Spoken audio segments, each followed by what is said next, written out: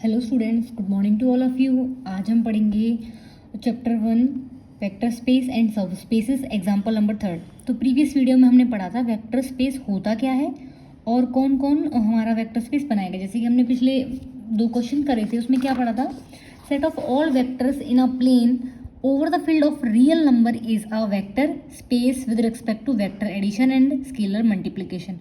वही चारों प्रॉपर्टी, पहले internal operation, external binary operation, फिर अबेलियन ग्रुप दिखाने के लिए एसोसिएटिविटी, कम्यूटेटिविटी, आइडेंटिटी और इनवर्स, फिर हमने ये properties scalar multiplication in V, ये चारों प्रॉपर्टी सेटिस्फाई करने के बाद ये और ये, ठीक है, 8 प्रॉपर्टी सेटिस्फाई करने के बाद में ये बनता है हमारा वेक्टर स्पेस। वैसे ही हमारे पास अब हम मतलब कि भाई ये सारी प्रॉपर्टी सेटिस्फाई करके देखनी है, अगर हो जाती हैं तो वेक्टर स्पेस होगा, अदरवाइज नहीं। जैसे यहाँ पे बात करते हैं set of all complex number, यहाँ पे हमने बात कर दिया set of all complex number, तो हमारा V ओवर F होता है। V ओवर F होता है मतलब कि ये वेक्टर स्पेस है ओवर फील्ड F, तो यहाँ पे V कौन है, यहाँ पे C हो जाएगा। Is a vector space over the field R, यहाँ पे फील्ड कौन है, R, तो हमें दिखाना है कि C ओवर R ये हमारा वेक्टर स्पेस है या फिर नहीं है। वेक्टर स्पेस के लिए पहले हमें 2 ऑपरेशन डिफाइन करने पड़ेंगे।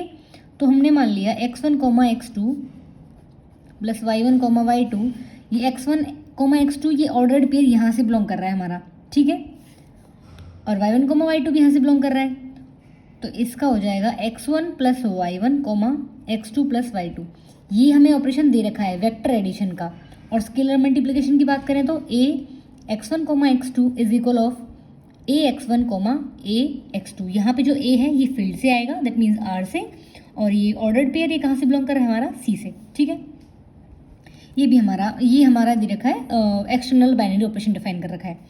अब हमें वेक्टर स्पेस दिखाने के लिए पहली प्रॉपर्टी कौन सी होगी, एसोसिएटिविटी की, ठीक है। इसमें क्या होगा, 3 ऑर्डर्ड पेयर मान लेने हैं हमें। एक बार इन दोनों का ब्रैकेट इज इक्वल टू इन दोनों का ब्रैकेट, जैसे कि हमने मान लिया x1, y1, x2, y2 और x3, y3। इन दोनों को सॉल्व करेंगे, पहले लेफ्ट साइड प्रूफ कर लेते हैं। इन दोनों को प्रूफ करेंगे तो हमें पता है जब 2 ऑर्डर पेयर को जोड़ेंगे तो जो ये है फर्स्ट कोऑर्डिनेट या फिर कैसे एप्सिका, ये ऐड हो जाएंगे, तो कितना मिलेगा हमें, ये x1, y1 तो सेम वही है, प्लस ये कितना हो जाएगा x2 plus x3, y2 plus y3। अब इन दोनों को ऐड करेंगे तो कितना हो जाएगा, x1 इसका पहला कोऑर्डिनेट ये, इसका ये, तो कितना हो जाएगा x1 plus x2 plus x3, y1 plus y2 plus y3। Similarly जब इसको करेंगे ओपन अप, देन ये भी सेम रहेगा, तो एसोसिएटिविटी हो जाएगी। इनमें कुछ ऐसा एक्सप्लेन करने का है नहीं, देखो बस यहाँ देख लेते हैं कि हमें दिखाना है कि ये हमारा अभी एसोसिएटिविटी प्रूफ करता है, दिखाया मैंने अभी करके। कम्यूटेटिव में भी यही रहेगा, x1, x2 का ordered pair plus y1, y2 का ऑर्डर्ड पेयर, दोनों को ऐड किया, x1 plus y1, x2 plus y2, addition में 2 प्लस 3 लिखे हैं, 3 प्लस 2 लिखे हैं, बात वही होगी, y1 plus x1, y2 plus x2, तो ऑर्डर पेयर क्या मिल जाएगा हमें, y1, y2 प्लस x1 और x2। कम्यूटेटिविटी हो गई। आइडेंटिटी के लिए क्या ऐड करें कि हमें यही मिल जाए, तो होगा 0, 0। इनवर्स के लिए क्या करें कि आइडेंटिटी मिल जाए हमें, तो इनका रेसिप्रोकल, दैट मीन्स -x1 और -x2। ये हमारी क्लोजर प्रॉपर्टी होगी, एसोसिएटिविटी, कम्यूटेटिविटी, आइडेंटिटी, इनवर्स। ये 5 प्रॉपर्टी सेटिस्फाई करने के बाद में ये बन जाता है हमारा abelian group with respect to vector addition. बात करते हैं हम स्केलर मल्टीप्लिकेशन की। a x1, x2 plus y1, y2, जब इस पहले हमने ब्रैकेट सॉल्व करना है तो कितना आएगा, पहला ये x1 plus y1, x2 plus y2, फिर a जो स्केलर है हमने स्टार्टिंग में डिफिनीशन में डिफाइन किया था, जब भी हम किसी वेक्टर को एक स्केलर से मल्टीप्लाई कराएंगे तो वो जो स्केलर है वो दोनों में अलग अलग मल्टीप्लाई हो जाएगा। सेम यहाँ पे, तो ये प्रॉपर्टी 4 प्रॉपर्टी हमारी सेटिस्फाई यहाँ पे हो जाएंगी, 1 dot x1, x2 is equal to this. तो ये चारों प्रॉपर्टी, 4 ये 4 वो, तो ये 8 प्रॉपर्टी सेटिस्फाई करने के बाद में हम कह देंगे कि C is a vector space over R। तो अब हमारे पास जो जो वेक्टर स्पेस बनाते हैं उनके बारे में हम जानते हैं, ठीक है। Set of all vectors in plane over field R is vector space. ये होगा किसके under? With respect to vector addition and scalar multiplication. ठीक है। सेकंड, सी ओवर आर, ये हमारे पास set of all ordered pair है। क्या है हमारे पास? Set of all ordered pair of real number. ये भी हमारे पास बनाएगा किसके रेस्पेक्ट में? With respect to vector addition and scalar multiplication. जितनी भी हमारे पास मैट्रिक्स होती हैं, सेट ऑफ ऑल मैट्रिक्स, बशर्ते कौन से ऑपरेशन? वेक्टर एडिशन और स्केलर मल्टीप्लिकेशन। इन ऑपरेशंस पे बहुत फर्क पड़ता है कि ये हमारे किस तरह से सेटिस्फाई कर रखे हैं। Third one, set of all matrices of type m cross n, और यहाँ पे m और n क्या है हमारे पास? पॉजिटिव इंटीजर्स, वो भी फिक्स रहेंगे ये वैल्यूज, ओवर r किसके रेस्पेक्ट में? With respect to matrix addition, जो होती है मैट्रिक्स एडिशन जिसे करते हैं हम, एंड मल्टीप्लिकेशन किसके द्वारा? Multiplication of matrix by a scalar, और यहाँ पे स्केलर कौन है? Real number. ठीक है, तो ये भी वेक्टर स्पेस बनाएगा, ये भी वेक्टर स्पेस बनाएगा, और ये भी वेक्टर स्पेस बनाएगा। अगर वेक्टर स्पेस की 8 प्रॉपर्टी में से कोई एक भी फेल अगर हो गई तो वो वेक्टर स्पेस नहीं बनाएगा। ठीक है, अब हम बात करते हैं नेक्स्ट क्वेश्चन की। देखो, जैसे कि अगर हमारे पास क्या दे दिया है? M2 क्रॉस 2, ये रियल मैट्रिक्स दे दी। कैसी मैट्रिक्स दे दी है? Real matrix. क्वेश्चन दिखा देती हूँ एक बार। ये पूछ रहा है कि is M2 cross 2 of all 2 cross 2 real matrices a vector space under vector addition and scalar multiplication. Vector addition and scalar multiplication, यहाँ पे हमने ऑपरेशन डिफाइन कर दिए हैं। एडिशन का ये, मल्टीप्लिकेशन का ये। किस तरह से डिफाइन कर दिए कि भाई हमारे पास a प्लस बी जो है, इसका मतलब है a डॉट बी, मतलब मल्टीप्लाई, और स्केलर मल्टीप्लिकेशन का मतलब है मल्टीप्लाई। ठीक है, तो देखो वेक्टर स्पेस की कितनी प्रॉपर्टी सेटिस्फाई होनी चाहिए? 8 प्रॉपर्टी सेटिस्फाई होनी चाहिए वेक्टर स्पेस की। अब क्लोजर हो गया, और ये दोनों क्लोजर अंडर एडिशन और क्लोजर अंडर मल्टीप्लिकेशन दोनों हो गई। सबसे पहली प्रॉपर्टी आती है एसोसिएटिविटी की, या फिर हम मान लेते हैं एसोसिएटिव में तो हमें 3 प्रूफ करने हैं। a plus B plus C is equal of a plus B plus C. उससे पहले आता है, उसके बाद आता है commutative, and we know a dot B is not equal to b dot a। भाई मैट्रिक्स में क्या होता है, जब हम ए दो मैट्रिक्स को से मल्टीप्लाई करेंगे तो ज़रूरी नहीं है वो इक्वल ही आए। ठीक है, इक्वल नहीं होती वैल्यूज़।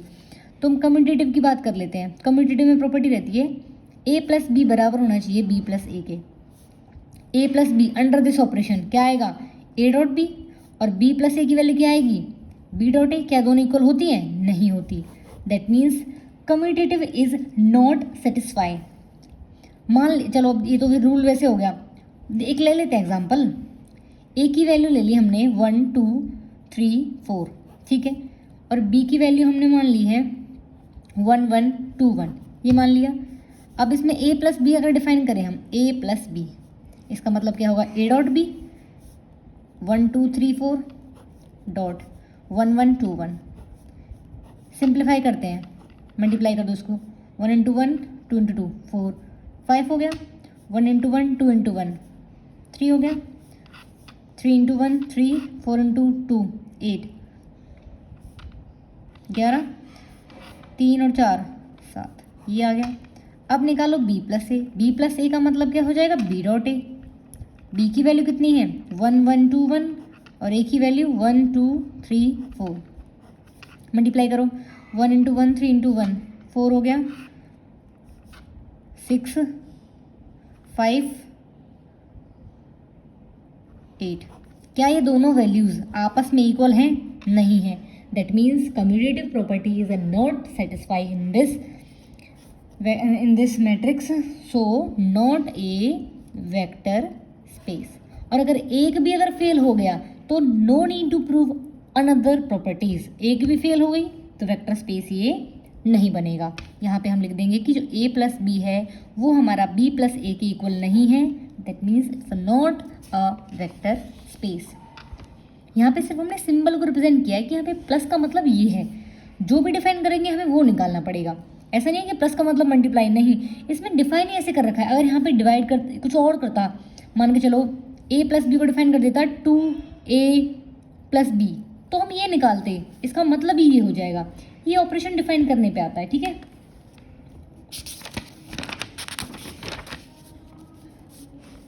नेक्स्ट क्वेश्चन देखते हैं, ठीक है।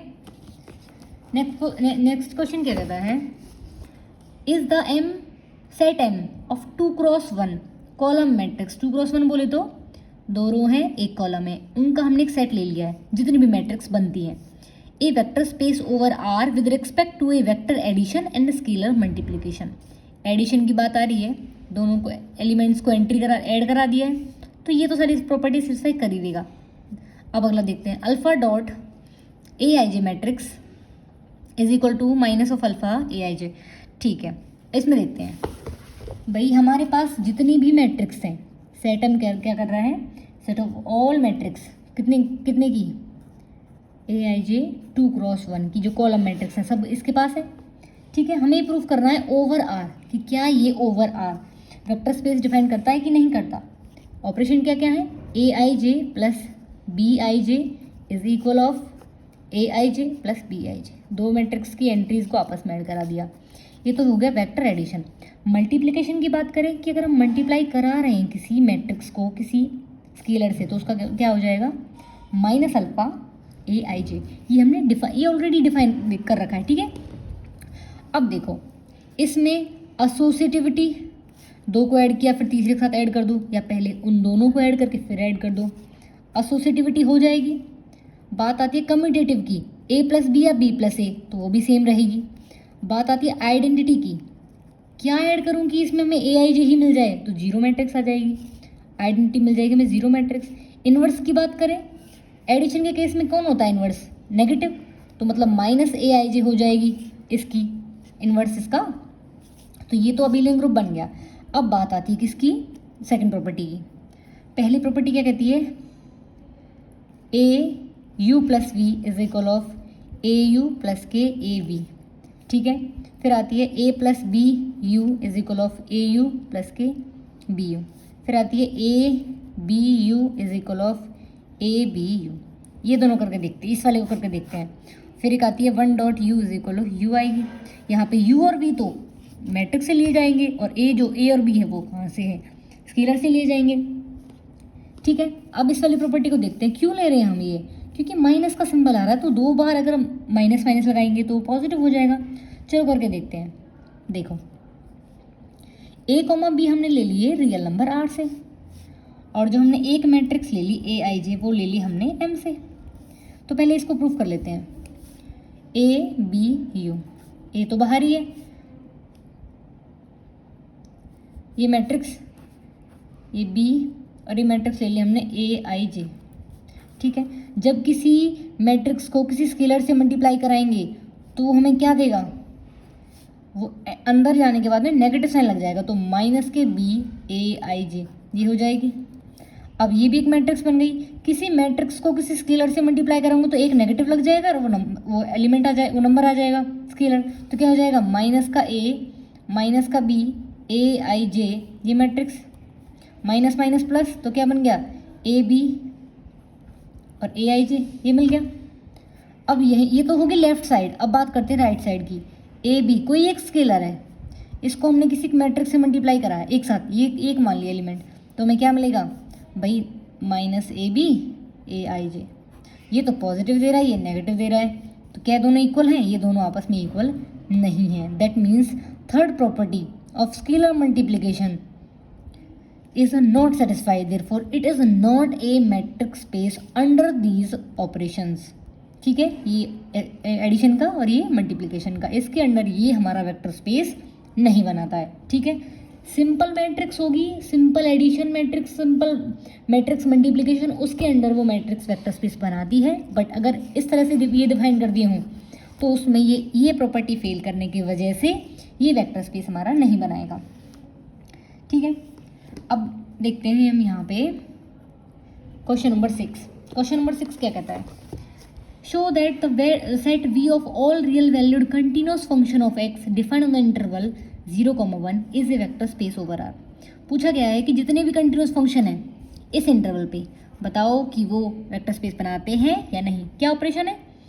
एडिशन और ये मल्टीप्लिकेशन। ये सिंपल दे रखा है भाई, एडिशन एसोसिएटिव प्रॉपर्टी हो जाएगी सेटिस्फाई, कम्यूटेटिव हो जाएगी, आइडेंटिटी में 0 मिल जाएगा, इनवर्स में माइनस मिल जाएगा। अब बात कर लेते हैं, देखो ये होगी एसोसिएटिव में 2 ऐड किए फिर तीसरा ऐड किया इक्वल आ गए। दोनों फंक्शंस को पहले ऐड किया या बाद में ऐड करें, बात आई।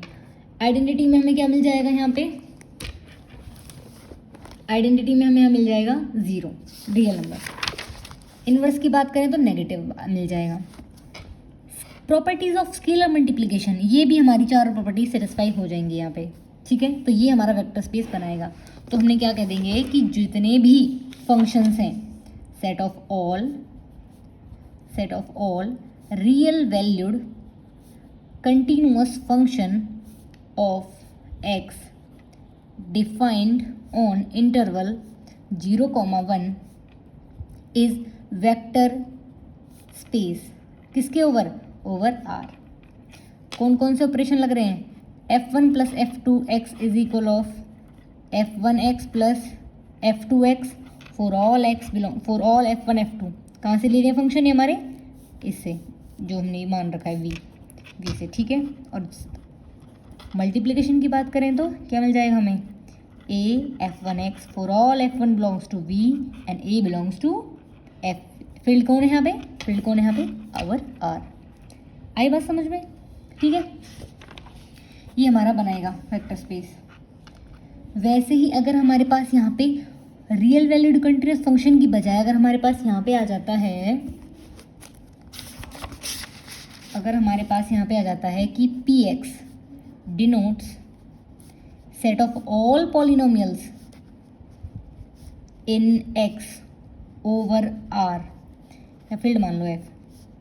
तो जो ये p है, जो ये सेट ऑफ पॉलिनोमियल्स है, ये हमारा वेक्टर स्पेस बनाएगा। किस के under?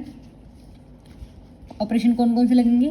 fx plus g x is equal of, इसमें पहले ध्यान से देखना, px डिनोट कर रहा है set of all polynomials in x over field, then px is a vector space over f with respect to vector addition. जैसे आप पॉलिनोमियल को ऐड करते हैं और वैसे स्केलर मल्टीप्लिकेशन डिफाइन कर दिया। तो सेट का मतलब क्या? पहले px को डिफाइन कर लेते हैं। px का मतलब है कि जितने भी पॉसिबल बन सकते हैं, जैसे कि a1x प्लस के a2x स्क्वायर प्लस anxn, जितने भी हों। और पॉलिनोमियल की बात कर दी तो ऑब्वियसली कुछ ना कुछ डिग्री तो रही होगी उसकी, तो इनफाइनाइट तो नहीं हो सकता, ये फाइनाइट ही रहेगा। an belongs to f set of polynomial. एक fx मान लिया हमने, मान के चलो समेशन ये a0 a1 जो भी है an की लाइन का, gx मान लिया हमने नोटेशन चेंज करके bn। एडिशन करेंगे या f प्लस जी एक्स को, ठीक है, f प्लस जी एक्स को ऐड करेंगे तो हमें क्या मिलेगा?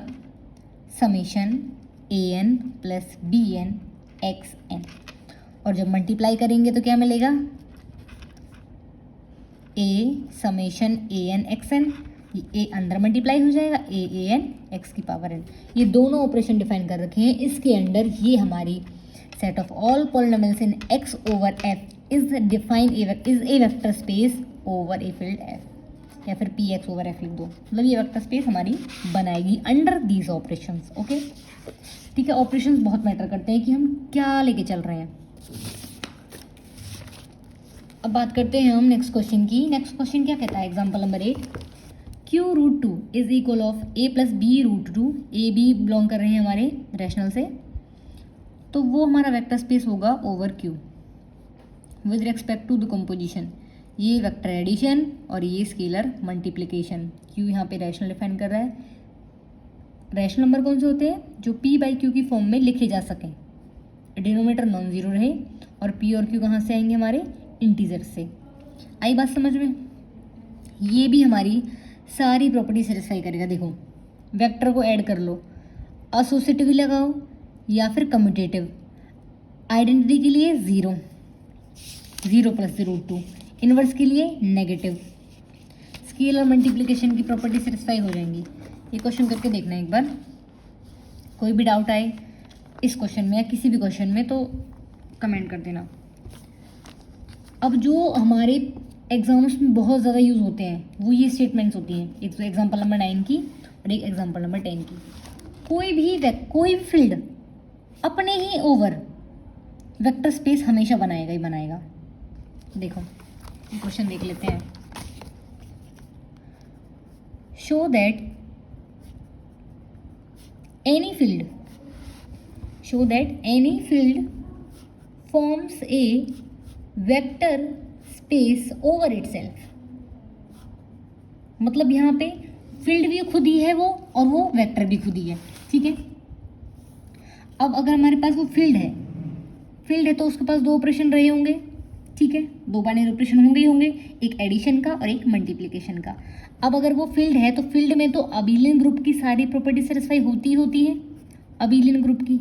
यहाँ पे हम एफ ओवर एफ डिफाइन कर रहे हैं, तो सबसे पहले हमें वेक्टर स्पेस को डिफाइन करने के लिए पहले प्रॉपर्टी कौन कौन सी होती हैं? क्लोजर, एसोसिएटिविटी, आइडेंटिटी, इनवर्स और कौन सी? कम्यूटेटिव। पांचों प्रॉपर्टी, इसको हम फील्ड ही कह रहे हैं तो ऑब्वियसली अबिलियन ग्रुप तो होगा ही होगा according to the definition, because F is field. अब बात करते हैं हम वेक्टर मल्टीप्लिकेशन, स्केलर मल्टीप्लिकेशन की। देखो ए यू प्लस वी, यू और वी और ए सब एफ से ही आ रखा है, क्योंकि स्केलर भी यहाँ पे एफ है और यहाँ पे ये भी यही है। तो ए यू प्लस के ए वी, ये भी एफ से जाएगा, ये भी एफ से जाएगा, दोनों एलिमेंट को ऐड करेंगे तो ये भी मिलेगा। वैसे ही ए प्लस बी यू, इसको करेंगे डिफाइन तो ये भी हमारा फील्ड में बिलोंग करेगा। ए बी यू, या तो इन दोनों की पहले मल्टीप्लाई कराएं फिर इसके साथ ऑपरेट करें, या फिर ऐसे कराएं तो ये भी हमारा सेम ही रहेगा। One dot U is equal of you, one यहाँ पे कौन है? मल्टीप्लिकेटिव आइडेंटिटी ऑफ एफ, और यू तो हमने एफ से लिया ही है तो ये भी करेगा। तो एक फील्ड अपने ही वेक्टर, अपने ही ओवर में, मतलब एफ ओवर एफ, एक फील्ड अपने ओवर ही वेक्टर स्पेस बनाता ही बनाता है। इवन दो कि कोई भी अगर हमारे पास वेक्टर स्पेस है, मतलब कि कोई सब फील्ड मान लिया हमने, इसका हमने एक सब फील्ड मान लिया एच, तो जो ये फील्ड है ना, ये अपने सब स्पेस के ओवर भी एक वेक्टर स्पेस बनाएगा ही बनाएगा। क्योंकि देखो सबसे पहली बात है अबिलियन ग्रुप की, तो एफ ओवर एच की बात कर रहे हैं अगर हम, तो ये अबिलियन ग्रुप सेटिस्फाई करेगा ही करेगा, क्योंकि यहाँ पे तो हम वेक्टर की बात करते हैं, वेक्टर एडिशन की। वेक्टर कौन है? फील्ड, तो फील्ड तो अबिलियन ग्रुप होगा ही, तो ये तो प्रॉपर्टी सेटिस्फाई हो गई।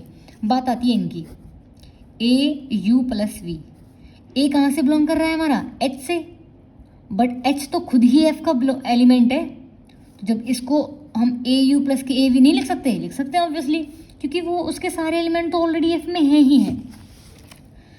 तो ये सारी प्रॉपर्टी, क्योंकि भाई उसका तो एलिमेंट आएगा ही आएगा उसमें, तो ये भी एक ध्यान रखने वाली बात है कि कोई भी फील्ड, एनी फील्ड, ये दोनों स्टेटमेंट ज़रूरी हैं। फील्ड अपने ही over itself is a vector space, और any field is a vector space over its subfield. वही सेम कंडीशन रहेंगी एडिशन की भी और मल्टीप्लिकेशन की भी, ठीक है। जैसे हम बात कर लेते हैं सी ओवर आर की, तो जो आर है ये हमारे पास सब फील्ड है सी का, तो ये ऑब्वियसली बनाएगा ही बनाएगा। बात करते हैं आर ओवर सी की, तो ये बनाएगा? नहीं बनाएगा। क्यों? क्योंकि जब इसमें हम ये प्रॉपर्टी सेटिस्फाई करेंगे ए डॉट यू की, भाई क्या कहता है? ए होगा हमारा स्केलर से, स्केलर कौन है? सी, और यू होगा हमारा फील्ड से, वेक्टर से। तो मान के चलो अगर मैं ए की वैल्यू मान लेती हूँ आयोटा, और इसकी वैल्यू मान ली मैंने ए, तो आयोटा डॉट ए आयोटा, क्या इन दोनों के मतलब ए आयोटा मिला, तो क्या ये हमारा रियल नंबर में बिलोंग करेगा? नहीं करेगा। तो यहाँ पे तो हमारी स्केलर मल्टीप्लिकेशन डिफाइन ही नहीं हुई, तो ये हमारा वेक्टर फील्ड, वेक्टर स्पेस नहीं है। सी ओवर सी ये बन जाएगा। क्यों? Any field over itself is always a vector space. C over R बन जाएगा। क्यों? क्योंकि भाई उसका एलिमेंट है। वैसे ही आर ओवर आर बन जाएगा, आर ओवर सी नहीं बनेगा। आई बात समझ में? क्यू ओवर क्यू बन जाएगा, Q root two over Q ये भी बन जाएगा, आर ओवर क्यू ये भी बन जाएगा। अपने सब फील्ड के ऊपर ओवर में सब बन जाएंगे, ठीक है, खुद के लिए या अपने सब फील्ड के लिए, सारे ही हमारे पास वेक्टर स्पेस होते हैं। अब देखो जैसे कि क्वेश्चंस आ गए हमारे पास यहाँ पे,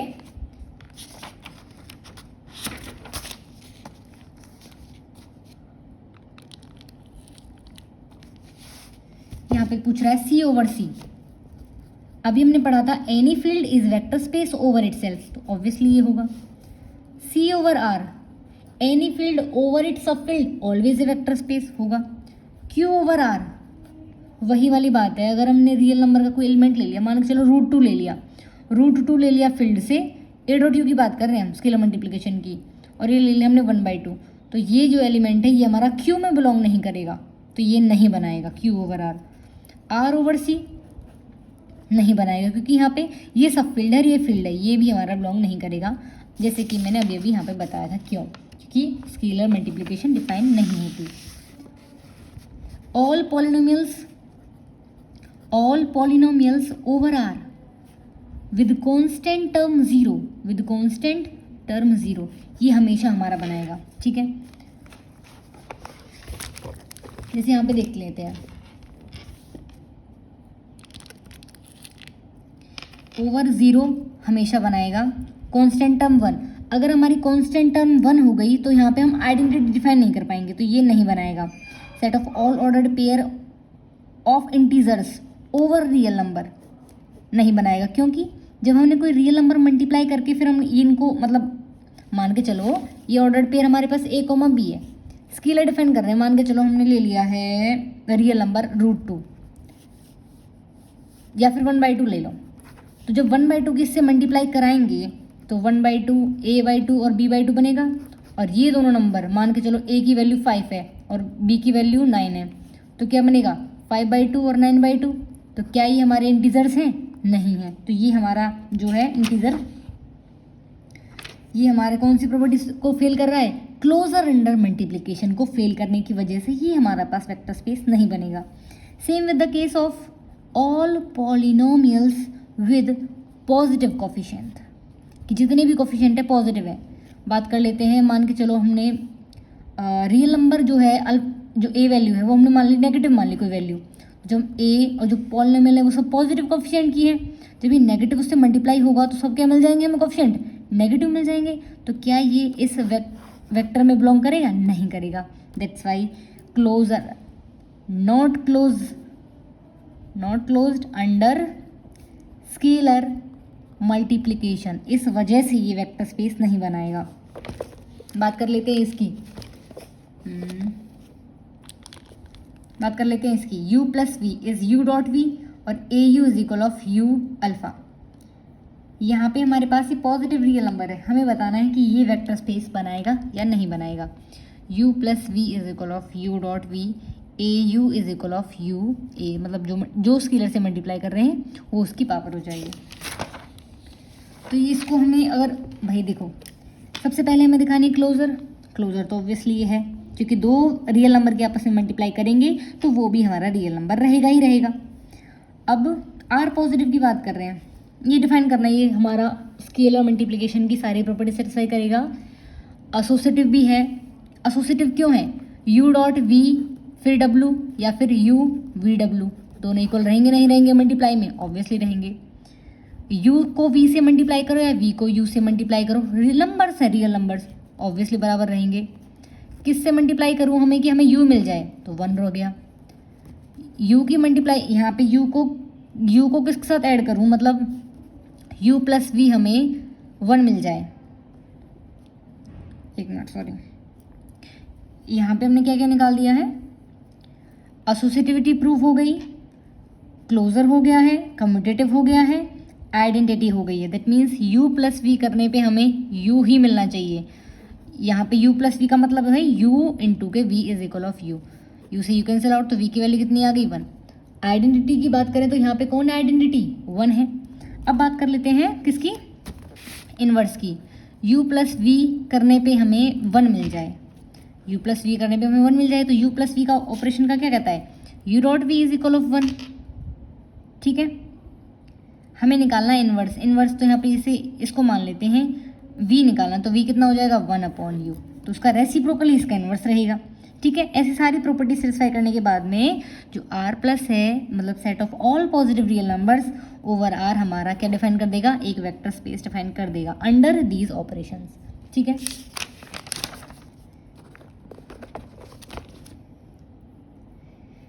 ये भी u plus v simple addition और ये सिंपल मल्टीप्लिकेशन, ये भी डिफाइन हो जाएगा। Field of rational numbers, R is a vector, R over Q दिखाना है तो आर ओवर क्यू तो बन जाएगा, क्यू ओवर आर नहीं बनता।